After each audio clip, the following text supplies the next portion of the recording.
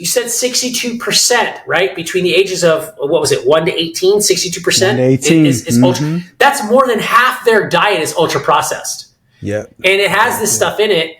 I think it's leading these kids to the emergency room. I think it's leading these kids to the oncologist. I think it's leading these kids to have depression and high suicide rates and ultimately infertility and all these different adverse effects. If you invest in good food, you don't then have to invest in hospital bills 10, 20, 30 years from now. We're putting our population in a position where now you've got the pharmaceutical companies and the physicians that have a nice little relationship because now they're just managing sickness. You're not managing care, they're managing sickness, and we eat ourselves to death.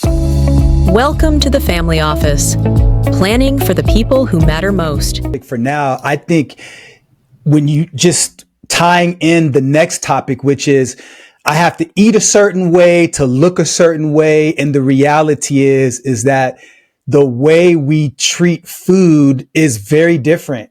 And so, you know, I know that offline we were talking about the whole idea of eating to death and how eating has really shaped what it is that we do. And, you know, so I wanted to read off a couple of statistics. If we can go into that topic, are you good with that? Oh, I am, because it's food is important, and food used to be health. And I think today food is poison. Yes. And the pharmaceutical companies and the tobacco companies and all those big conglomerates have really gotten a hold of the food industry and have made it just as bad as the tobacco industry. Mm-hmm. Exactly. And in fact, I've got a couple of statistics here from CDC report, Center on Disease Control. In 2023, it shows that 55% of all calories that Americans eat, Chris, come from ultra processed foods like burgers, sweet treats, savory snacks, sugary drinks, and pre-made sandwiches. And it also showed that kids from the ages of 1 to 18 get nearly 62% of their calories from these types of foods, and adults 53% of their calories come from that. So when you just look at all of those extra calories every single day that's being consumed by ultra processed foods, man, I just wanted to get your thoughts about it because I know this is a topic that we come back to over and over, but this specifically is a real problem. So what are your thoughts about it? I just can't help but, and I'm not trying to say factual information here, but I just can't help but wonder all these young kids that are getting cancer at a young age. For example, the colon cancer is a massive issue, right? Like all these young kids, like they're decreasing the age in which they are recommending colonoscopies simply because of ultra processed foods. Mm-hmm. And you look at the young kids like in their 20s and in their 30s and that are getting colon cancer and breast cancer and reproductive issues, right? And you can't help but look at this and go, these ultra processed foods have the UPS, the forever chemicals, the endocrine disruptors, hormone, fertility, which leads to fertility problems. And I just can't help but wonder that the food is causing these problems. And it's so easy. It's so easy. And it fits that age group. You said 62%, right? Between the ages of, what was it, 1 to 18, 62%? 1 to 18. Is ultra. That's more than half their diet is ultra processed. Yeah. And it has this stuff in it. I think it's leading these kids to the emergency room. I think it's leading these kids to the oncologist. I think it's leading these kids to have depression and high suicide rates and ultimately infertility and all these different adverse effects are happening because of it. And I know the biggest gripe for a lot of people is well, I can't afford non-ultra processed food. And I think it's just BS. I think it's just, you don't want to make and I get it. Look, I changed my entire household 3 years ago, Len. 3 years ago when I moved to Texas, I got real serious about it. And it just was a domino effect, right? Like I got, you need one person to follow you, right? Mm-hmm. Yes. I got one follower in the house with me. And that's all I needed. And then from there, it just infected the rest of the house. And then the whole overall happened. And I want to say that we're probably 10 to 15% ultra processed in my house. Maybe really 10 to 15%. That's really good. And most people go, oh my God, you shop at Whole Foods, whole paycheck. I said, I don't think so, man. Because I went to the regular grocery store and the air chilled organic chicken, non-GMO, is cheaper at Whole Foods than it is at a regular grocery store. Just get an Amazon Prime membership and you'll save even more, right? And I'm not trying to throw stuff out there to anybody, but you just actually have to go work more, right? You just actually have to think more, and you have to, and I get it. It's so hard. It's so hard not to do ultra processed stuff. Oh, anything is packaged. It's difficult, but I look at it this way, Len. I don't look at the extra cost of groceries. If I would probably say I spend maybe $200 more a month. And I know for a lot of people, I'm not trying to throw shade on anything or be out of touch. I understand that I understand that for a lot of people, when I say an extra $200 a month is detriment and it could be a lot for a lot of people, I understand that because I know I've been in positions before where, dude, a 20, like a 20 spot's a lot of money. Like I can't spend that $20 because I got to spend it 17 different ways. You know what I'm talking about, right? Mm-hmm. But I look at it this way. If you invest in good food, you don't then have to invest in hospital bills 10, 20, 30 years from now. And that's just my take on it. Sorry, guys, but I just don't want to have to deal with, like, people are, I was talking to somebody the other day and they're like, oh, I'm so excited. I could get my Medicare now. And I'm like going, what are you excited about? Well, I can go to the doctor and have to pay for it. I'm like, I would not be having to go excited about going to the doctor at all. And I think it's an investment. Eating well is an investment in your future health. And that's just the way I look at it. I don't want to deal with, if I can avoid it and food is a big deal, I'm going to avoid it. And we've talked about this as well. You know, a lot of guys have sexual health problems. A lot of guys out there, food is your enemy. Food is your key, is your medicine for a lot of that. So, and fertility as well. So to me, I think that, you know, it's sad. And to break it down even more, what you said, it does taper as people get older, but there really isn't a big differentiation in wealth as well. It's like adults from households earning less than 350% of the federal poverty level consume slightly less. So it's not even really like, oh, if I make more money, everybody's affected by it. Yeah, it's an American phenomenon. And I think there's so many layers that most people don't talk about that it's a real problem. So I'll give you a couple of things that are going on in my mind. So when I think of the structure of the household, when you had a single income earning household that could take care of the house and the food and the expenses and utilities and still take a vacation and have a decent way of living, that's evolved and changed. And now you have a dual income earning household in places where there's two incomes and they're still struggling to put a roof over their head, buy food, pay utilities, and take a vacation. So when you have all the grownups in the house, whether it's a single parent or a dual or two parents in the house, they're both running to work on average and they're both spending time away from the house. And so what's happened is the food industry has made adjustments to that. And so you have all of this processed food that's available because one, it's very simple, low preparation time, and they market that convenience. The problem that goes along with that is when you have ultra high processed foods, they're filled with simple carbohydrates, and carbohydrates are addictive.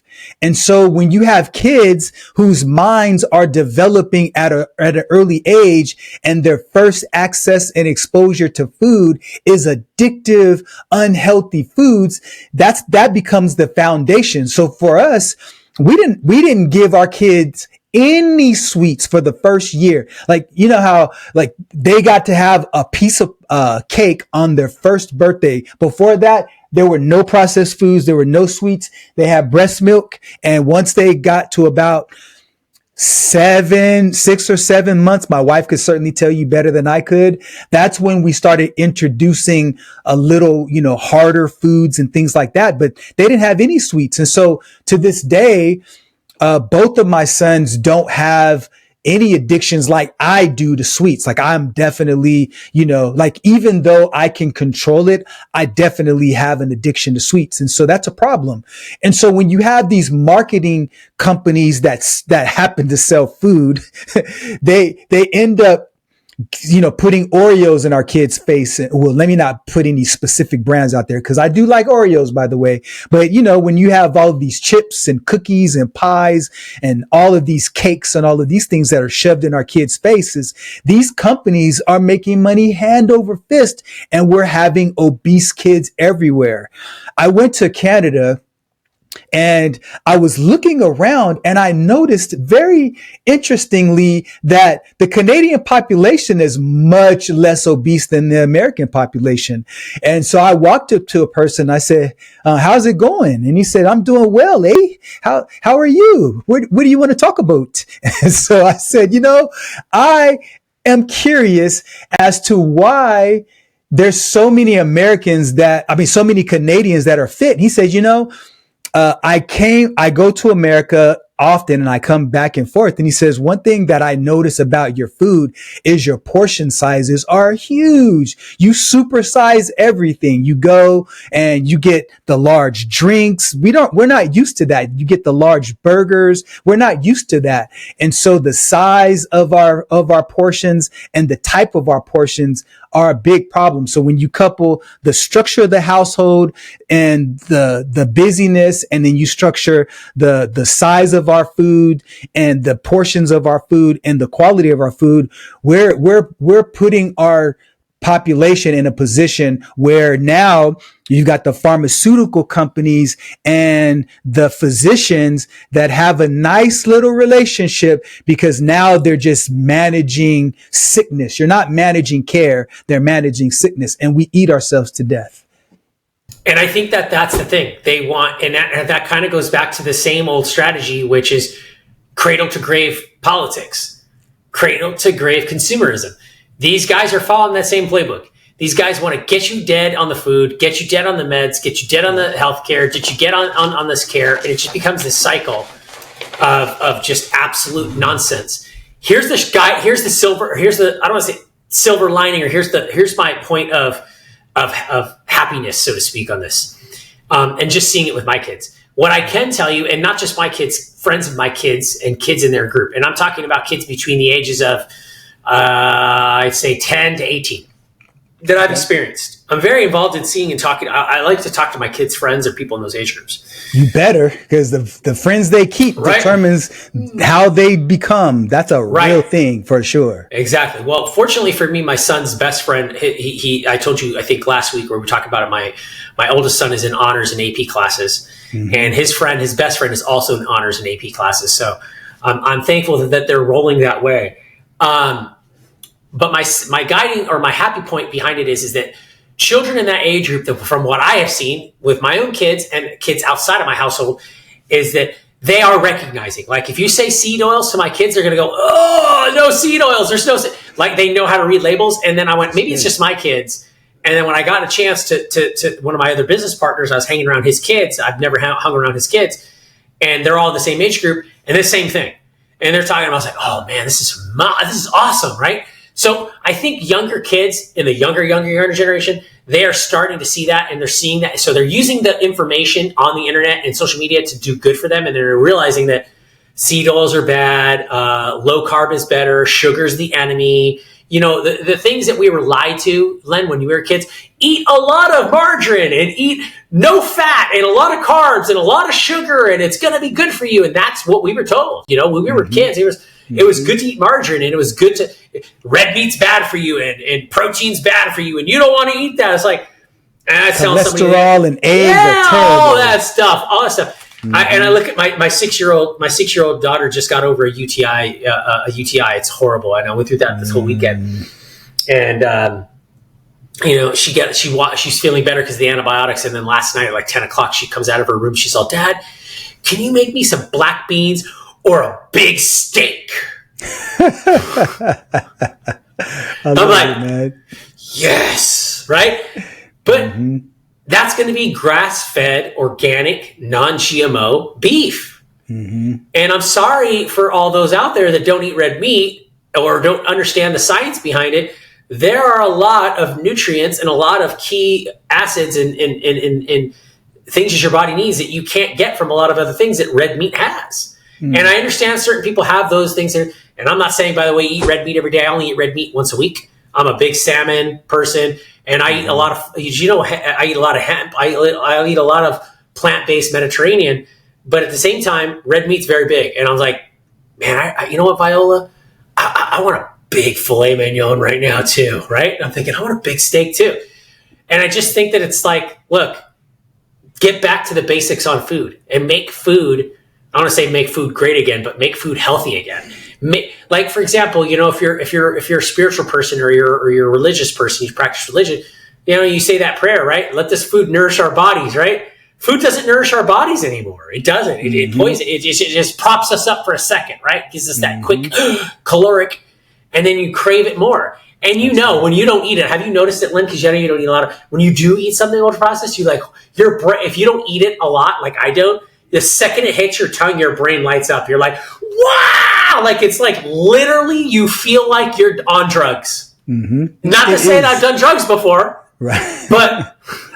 But yes, you literally feel like you're on drugs when you eat food like that, if you haven't eaten it for a while. But the more you eat it, you don't feel it. Yeah, you become desensitized to it, just like your body becomes insulin resistant. It's the same kind of concept. And so you're right, man, that what we eat and what we feed to our kids, I think as parents, we have a responsibility to introduce the right habits. And I think there's a group of people that will watch this and say, oh, but you guys are well-to-do and you have money for food. And like, to your point, food is expensive. And so I am not here to point fingers at the person who has, north of 30% of their income going on food. I get it. I've been there. Trust me. And to your point, Chris, the food you eat now, you're either going to pay for it now or you're going to pay for it later. And medical bills cost way more than highly whole, nutritious, good proteins and fats and carbohydrates and vegetables and things like that. Cost much less than a heart attack, stroke, leg amputation, all of those diabetes at 12 years old. Yes, I've seen what is going on, dude. Yeah, absolutely. So yeah, that's huge. And so, all right. So again, I hope that all of you got some value from two people that have opposing views on many topics, but also similar views on some topics. And we just think that there should be another voice here in the country that is opposing in viewpoints, but still can have a cup of coffee with each other, hang out, and still be friends after a disagreement. And so if that's you, we want you to be a part of this community. Feel free to reach out, comment, tell us what you agree with, tell us what you disagree with. And we certainly are wanting to be open. And as we grow this community, we certainly want to open it up and get to know you better. So with that being said, have a fantastic day. Like, subscribe, and till next time, take care. Bye-bye. See you at the Olympics. That's right. Conversation has given you clarity on your next steps. Please share this episode with someone who's walking the same path. Don't forget to like and subscribe so you won't miss future episodes. And remember, planning ahead isn't just prudent, it's an act of care. Thanks for joining us, and we'll see you next time on The Family Office.